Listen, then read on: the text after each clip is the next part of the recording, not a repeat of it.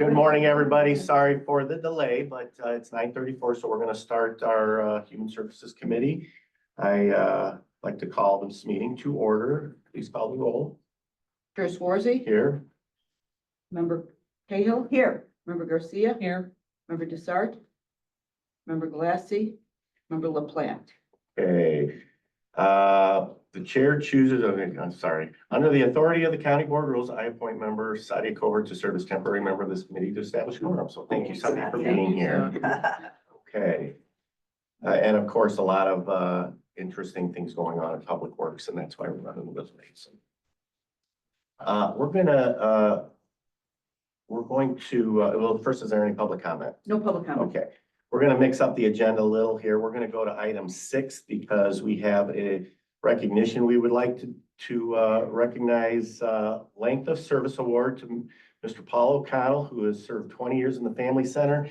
And Paul is here today, even though he works the graveyard shift and weekends. So when he was told there was a 9:30 a.m. recognition, or the 9:30 recognition, he goes, "Is that 9:30 p.m.?" So I'm going to turn this over to Victoria Pappas and Mary Keating. Come on up, Paul. Yeah, so it's not technically the graveyard shift, but Paul works over in our Family Center. He is what's your title? It's about this long. I don't even know. Supervised parents. Neutral change. Do it all. Yeah. Family consultant is kind of what we've just shortened it to. So Paul works with the families of the Family Center in a variety of ways. He works with them as they do neutral exchange with their kids, but really provides incredibly wise counsel to parents and supports the children, because that's what we're here for. Paul, well, here's one of my favorite stories about Paul is that when we do surveys, we survey all of the clients of community services. And a couple of years ago, I shared with, I think it was this body, the full results of this, not just the summary of the scores, but all of the comments that had been added on to all of the surveys.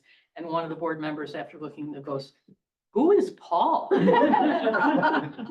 Because if there's one name that shows up in our client satisfaction surveys more than any other, it's Paul. I can let Tori talk a little bit more about what Paul actually does day to day for the Family Center and just the commitment that he brings, the compassion that he brings. But Paul is just a remarkable employee. I'm so proud to know him and to work with him. I just want to congratulate him for 20 years of incredibly dedicated service to the family. That was Well, it's hard to summarize Paul in a couple sentences, but I promise I'll be brief. But a couple of things I wanted to highlight, as Mary mentioned, he does do supervised parenting time neutral exchange. For 20 years, he's had this crazy schedule of nights, weekends. He does it literally like with a smile on his face. And he brings food for people. He jumps in and covers shifts. Just a couple weeks ago, I'm texting Paul 4 o'clock on a Friday. "Hey," he's like, "I'll be right there." Like he knew. So that just as his boss, as a colleague, it's just incredible to work with you. But as Mary said, I mean, he gets name dropped left and right. And we're like, "What do you tell these people to get your name?" But he doesn't tell them anything. He's just genuine. And it goes to the kids too. They're in our facility dealing with who knows what, right? So many heavy things. And then there's Paul. I went to exchange children recently and they were like, "Who are you? Where's Mr. Paul?" And I'm like, "I know, Mr. Paul is busy." Everybody wants Mr. Paul. I joke he's given us 20 years. I hope he gives us 20 more. I know you probably won't, but we would love, to stay in this work and not get burnt out. And to say he's a part-time employee it does a disservice because this is his life's work. He calls a lot on his days off with ideas of how to better serve our families, what we can do. We had a party from a couple weeks ago and we had, I call them alumni of Family Center, come back because they wanted to honor this huge milestone. And it was so well deserved. And I thank you all for just taking the time today to hear a little bit about him. Words don't do justice to what you've done, but thank you for everything. And don't leave us. All you like to say a few words? Now, nobody told me about this. Surprise. Oh, that we were gonna talk about you? Or that I was supposed to say What something. did you think could we would say just something. hand you a? You probably don't. You know, there, as Tori mentioned, there was a party a couple weeks ago, and it was overwhelming. The kind of words and thoughts that everybody shared with me. And then I had a couple moments to, give some of my perspective. And the one thing I took away from it is how lucky we are at the Family Center for the work that we do. How lucky we are that we have the capacity of the county, the facility, the staff, the security, our building, our playground, all those things. It really makes a huge difference. But again, how lucky we are that we get to put a smile on a child's face, or, be the go-between for parents so the exchange doesn't involve conflict, or our mediation services that can help parents create a plan Sure. for their future. And in the exchanges, all the above. So I'm the lucky one. Get a picture of before, so, county board members, any comments? Thank you. Thank you very much. Very well. Thank you, great work. And I just want to say, we recognize people who serve a long time here in our community services department, and you're just one of the many. So it goes to show the leadership of community services obviously does a great job, but we're very thankful to have someone, and I'm certain in your position and the role that you play, you have a wide range of emotions that you have to deal with on an everyday basis. And sometimes it's great, sometimes it's probably not so great. So thank you very much for the work that you do. So county board members, come on up, we'll get a quick photo. Thank you, Joan. Are we in this corner? Yes, Yeah. yes. Where do you want to I can be. Oh, I am. You're in the middle. Come on. Now, is this Renee? Yes, you love it. Yeah. Thanks. I'm gonna assume it's coffee. in there. It is coffee, yes.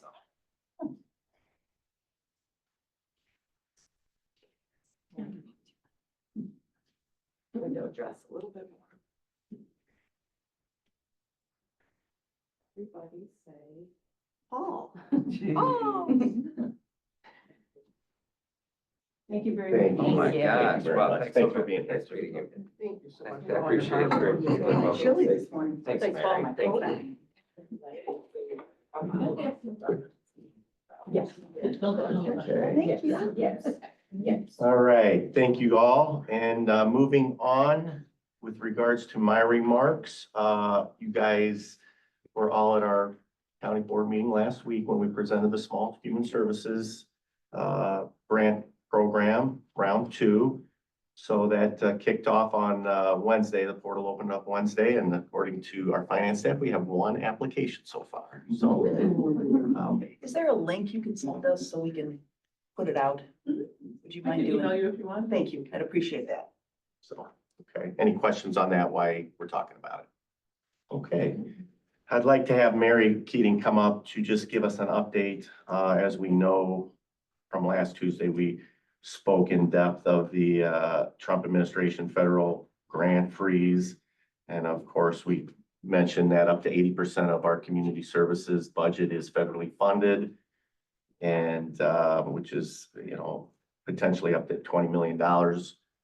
And she's going to give us an update on that right now. So thank you. Yeah, so after like 36 incredibly stressful hours. Yeah, it's um, been frozen. Yeah, so just a reminder of the time frame that was announced Monday night. As of Tuesday, all funds were frozen. We were told that funds would be frozen as of 5 o'clock on Tuesday. They actually, and some of the systems were shut down prior to that. Then that temporary restraining order came through about 4 o'clock, I think, on Tuesday, staying it until Monday, and then the Trump administration withdrew the memo at about noon on Wednesday. And then I think yesterday there was an extension of a restraint, and I know I'm not using the proper legal terms, so please forgive me, State's Attorney's Office. So as of now, we do have access to our funds. we're kind of waiting a word on, there were all those other executive orders that potentially do impact the types of work that we do, particularly the work related to diversity, equity and inclusion.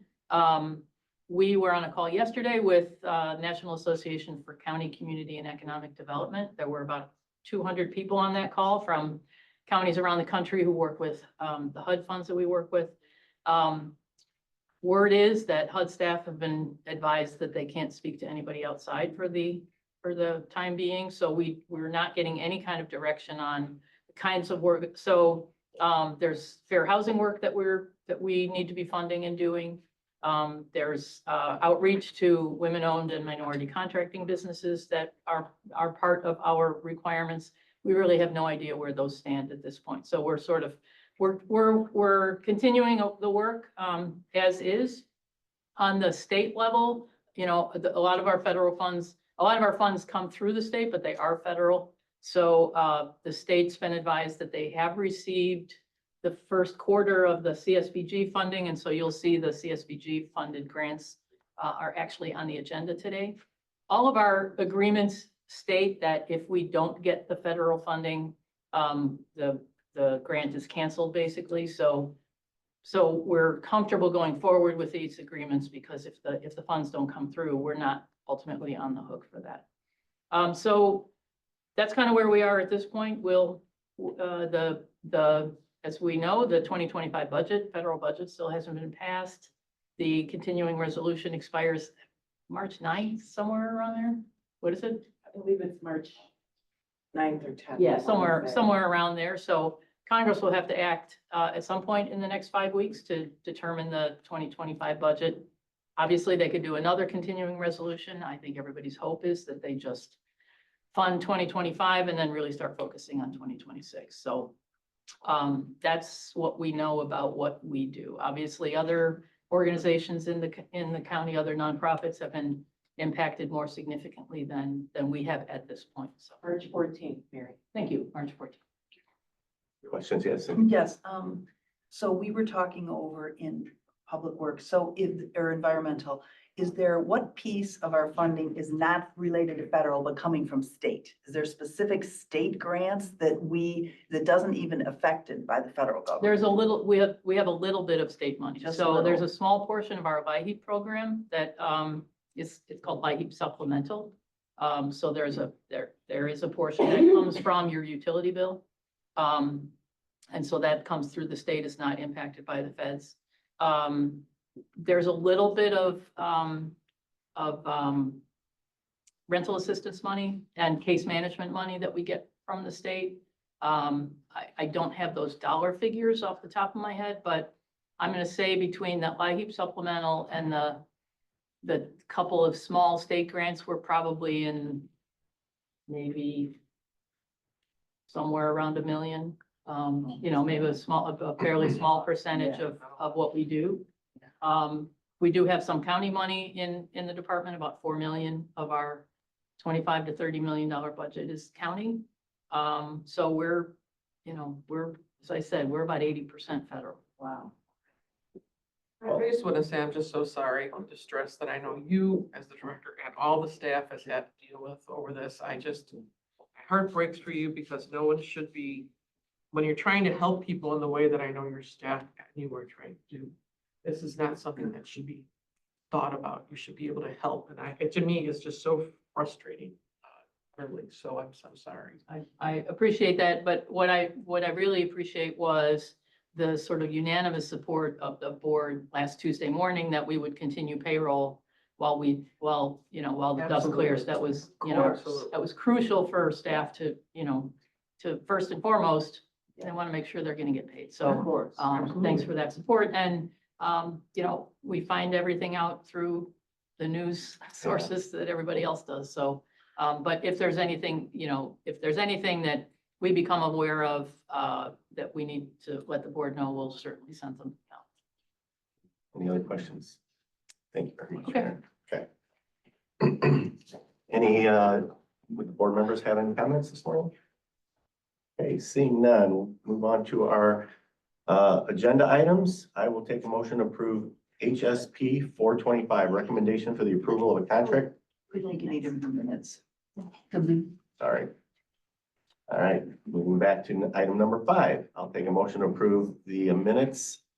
Item 250412, the Human Services Committee regular meeting from Tuesday, January 21st, 2025. Any discussion? All in favor, say aye. Aye. Opposed? Thank you. Now on to HSP 425. I'll take a motion to approve HSP 425 recommendation for the approval of a contract purchase order to enter into a sub-grantee moved. agreement with Catholic Charities to provide shelter, case management, and financial assistance to situationally homeless residents and at risk of homelessness residents of DuPage County, and to provide financial support for the back to school fair for the period of January 1st, 2025 through December 31st, 2025 in the amount of $65,000. And this is from CSBG. Did we get a second? Yes. Okay. Any discussion? All in favor, say aye. Aye. Opposed? Thank you. Take a motion to approve HSP 525, recommendation for the approval of a contract purchase order to enter into a sub-grantee agreement with the Garden Works project to plan, Second. build, promote, and sustain community gardens in DuPage County for community services for the period of January 1st, 2025 through December 31st, 2025 in the amount of $70,000 under the Community Services Block Grant. We had a motion and a second. Any discussion? All in favor, say aye. Aye. Opposed? Thank you.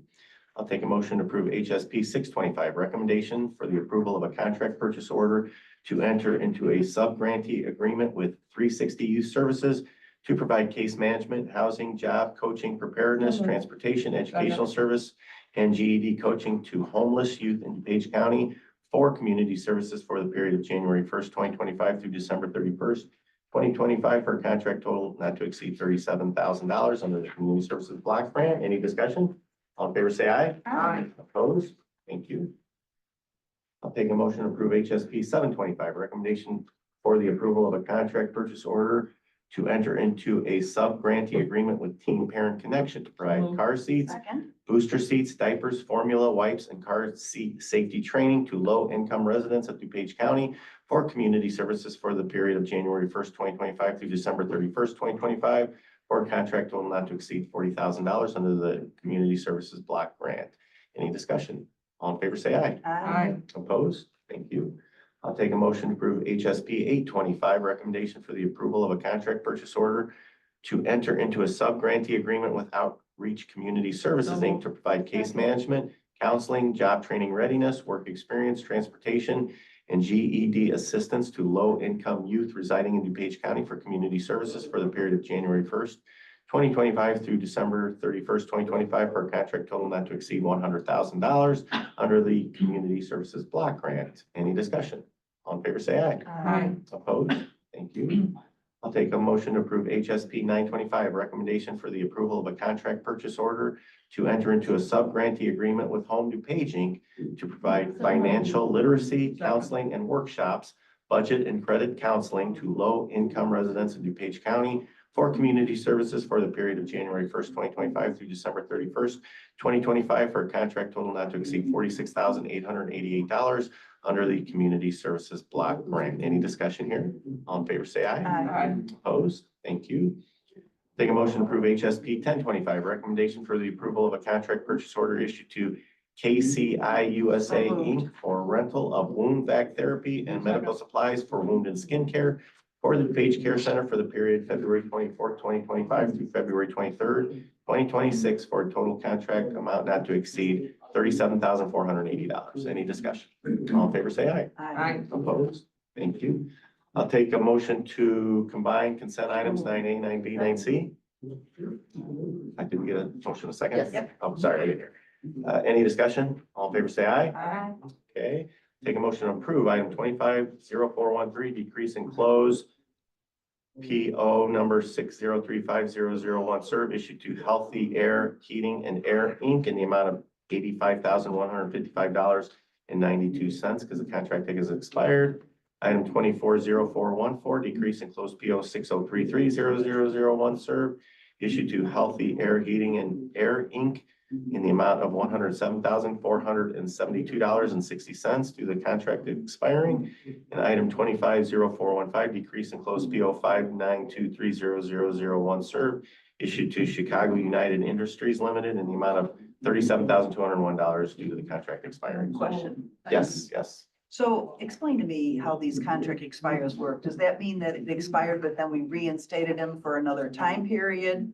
Or was it just that we budgeted way too much and they didn't need this amount? What's the detail on that? I'm not qualified to answer. Is anyone here qualified to answer? Gina. We over budget for those because we have a certain amount that they are allowed to spend. And then, at the end of the year, we can reallocate what they are and the other Gotcha. contracted organizations. So all the work, oh, Yeah, sorry, go ahead, Cindy. all the work was completed. It's So the work was completed, but this is a lot of money. I mean, $200,000. So we over budgeted $200,000 between these three contracts approximately or more, 225.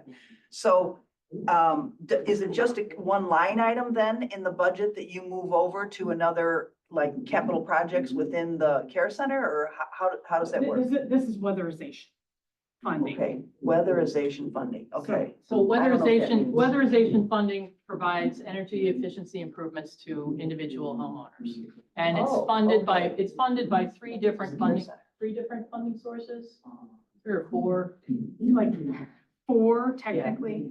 And there's different contractors who work on it. Some do just mechanical work, some do architectural work. So it's kind of a guessing game at the beginning of the year, how much each contractor is going to spend. But if we can carry funds over if we don't spend them, to the next program year or to a next contract. Well, this sounds like something that maybe should be allocated over to a different area. Because this is a lot of money and in our tight budget and our uncertain future. So this is weatherization money. It can only be used for the weatherization program. Okay. We can't do anything else with it. So Okay, and it's funded by a grant? it's funded by federal Okay. money, right? Okay, so we just have to push it over to next year for weatherization? Yes, so yes, it can't be used for any other purpose. Okay, all right, thank you. Mhm. Thank you. Any other discussion? All in favor, say aye. I think we need a motion In a second on this. Motion. second. Okay, a second. All in favor, say aye. All right. Opposed? Thank you.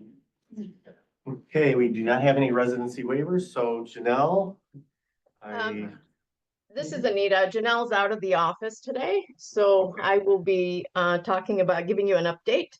I want to start off with, there are no COVID cases in the building, so that is a good thing. We are now seeing norovirus cases in the building though. So yes, I know. So we have 3 confirmed and they're all on one unit. So we have quarantined that unit now temporarily. We are closely watching all our residents for signs and symptoms of the norovirus.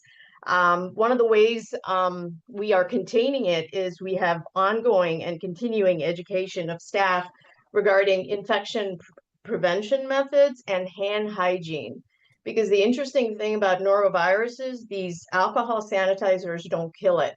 You have to wash your hands. So really intense education on that. We're also educating our residents and families about this. We are asking them to limit visits if they have signs and symptoms of norovirus. We're also asking them to limit the type of food that's brought in to, again, prevent the spread. Environmental services is also frequently cleaning high-touch areas.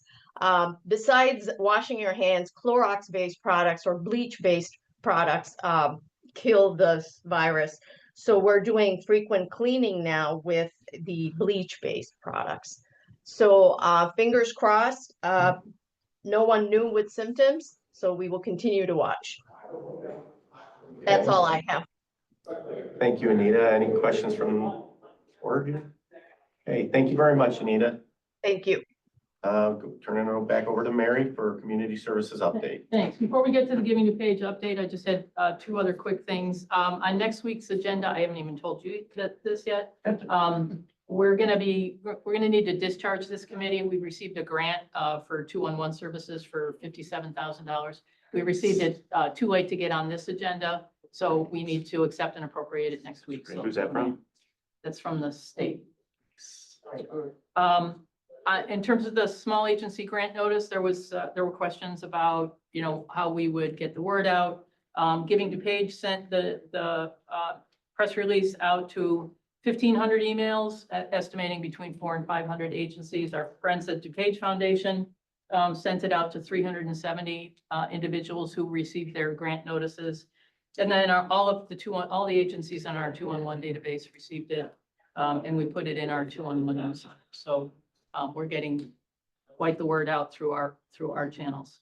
Okay, on to the Giving DuPage update. You might recall a couple of months ago, I told you that we had hired a new program manager for our Giving DuPage program.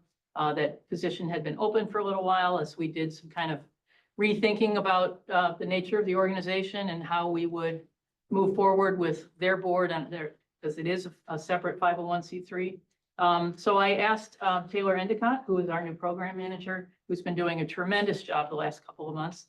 I asked her to come today and just kind of give you all an update on where we're at. Awesome. Hi, everyone. How are you guys doing? Thank you for being here. Good. It's good to see you all, and those that I haven't met, it's great to meet you. I did make some notes just to kind of give you guys the most up to date.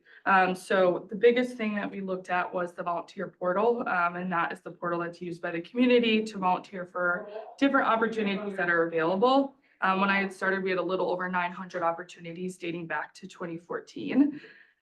Which was alarming that we are in 2024 or 2024 at the time. So we're back down to a little under 500 of all current and active opportunities. So that we can feel confident when we're sending our community to the website, they're getting up-to-date and accurate information. So that was first project tackled. The other thing now is getting the word out to as many people as we can. So that included, we did a social media audit to really look at our platform, seeing how we're communicating, how we can better communicate with the community. I did a podcast talking about Giving DuPage with the mission matters. So just kind of helping get the word out there. And we're starting to see a little bit of pre-COVID numbers in terms of engagement in the site.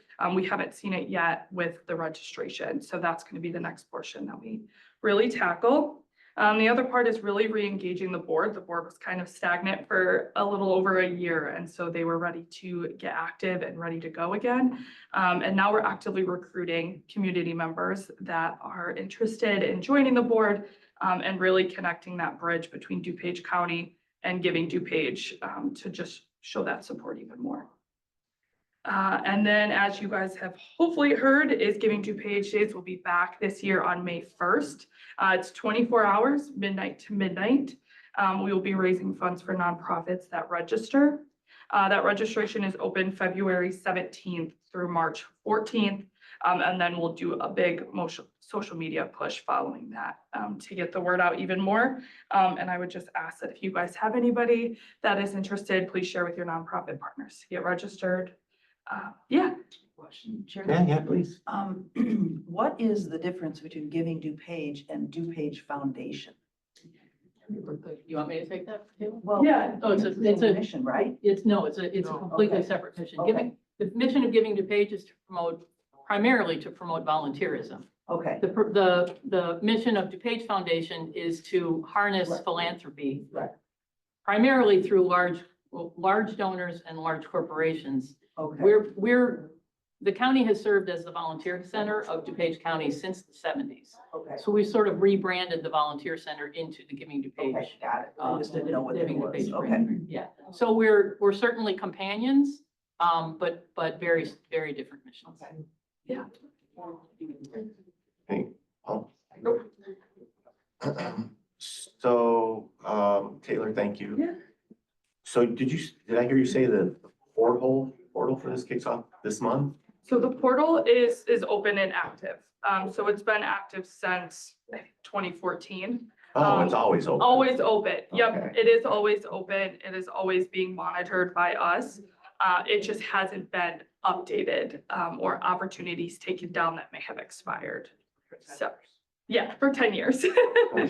So, Scary. yeah. Yeah, and the last thing I'll leave you guys with, for Giving DuPage this year, we're doing a bonus pool. Instead of getting sponsor dollars that will go to us, it's essentially the bonus pool percentage of that will go directly back to the nonprofits that register. And that can be any businesses or individuals that want to donate. And then if they donate over $250, it'll go on to our Giving DuPage Day website for the event, and they'll be shared as a partner. So if you guys also know any businesses or individuals that would be interested, send them my way. Just another way to get the funds of the county back into our nonprofit partners. Thank you. One more question from me. Joan, I know you're always on top of this stuff with the PR. What's the timing for this, like, for our board Well, meetings and stuff? Mary just asked me last week for a proclamation to celebrate Giving DuPage Days, which I have to look at because since it's May 1st, it'll probably have to be our last meeting in April. Okay. And then, you know, obviously we would work with them on promoting any publicity that they put out. Both of you just let us know what we need to do or what you need from us. Thank you, thank you. Thank you guys. Okay, thank you, Mary. Do we have any old business? New business? I do have one thing I want to mention under new business. On March 4th at this meeting, the Northern Illinois Food Bank will be here to give a presentation on what has been done and some statistics on the money that we have been giving them, our ARPA money that we've been giving them for our produce program that's been going on for about, almost 3 years now. So be prepared for that. The current money that they are getting from us that they're providing food to the food pantries expires at the end of June or the beginning of June.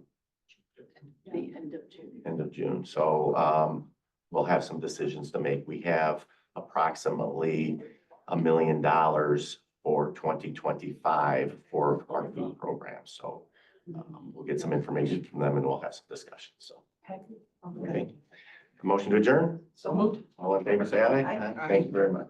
Thank you, everybody.